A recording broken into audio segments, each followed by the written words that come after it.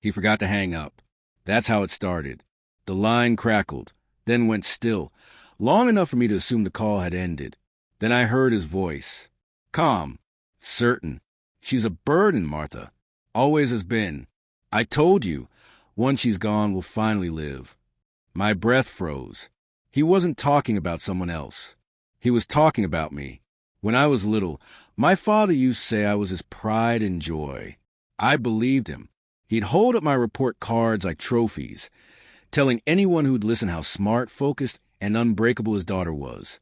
Back then, I thought love meant being useful. After Mom died, I sold my apartment and moved back home. He said he needed me, that the house felt too empty. I didn't hesitate. Not for a moment. I cooked. I cleaned. I paid the bills. He promised to pay me back when the inheritance came through. I didn't care. He was my father.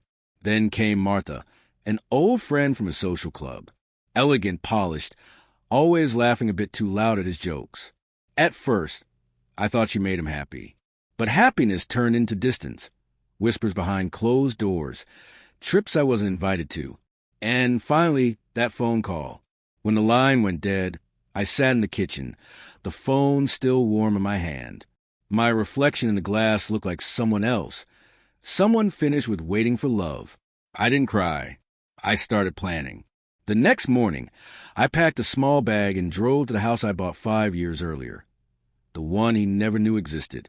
A $980,000 home, paid in full under a trust he couldn't trace. It was meant to be my retirement safety net. Now it was my escape plan.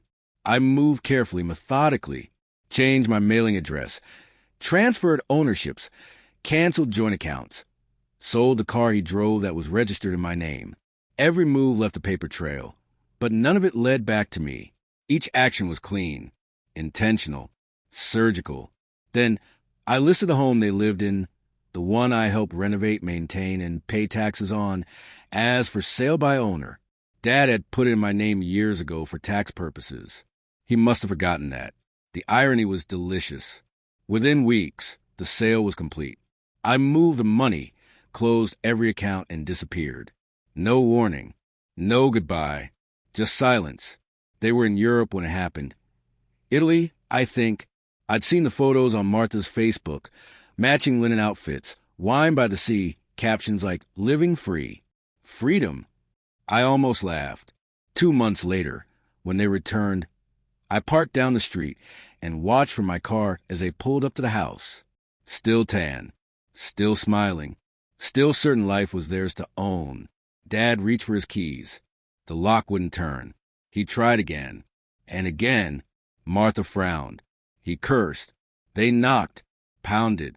Then he looked through the window. Inside, the house was empty. Every piece of furniture, every trace of their life, gone.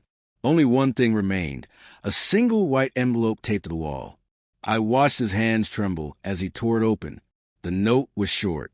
Surprise! A burden did this. He called me. I didn't answer. He called the police. They couldn't do a thing. Every document, every sale, every transfer was legal, and all of it was mine. By the time he realized the accounts were drained, the money was already safe in an offshore trust. The secret house I'd owned? Sold.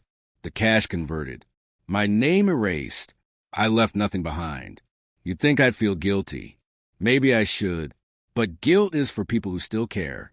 And I stopped caring the day I realized love shouldn't feel like a transaction. For months, he told people I was unstable, ungrateful. Maybe he even believed it. Maybe that's easier than facing what he did. Let him think that. Let her console him. They deserve each other. Two people who mistake cruelty for honesty, manipulation for love. I live quietly now. New name. Smaller home. No photos. No reminders. Sometimes I think back to that call. His voice, the ease with which he erased me. And I wonder if I was ever more than a placeholder in his life. Then I remember his face at that window. The shock, the panic, the dawning realization that the burden he despised had outsmarted him. That was the moment I finally felt weightless. Justice doesn't always come in a uniform. Sometimes it arrives as silence, a locked door, an empty house echoing with regret. He taught me that love can be conditional. I taught him that consequences can be permanent. I didn't destroy his life out of hate.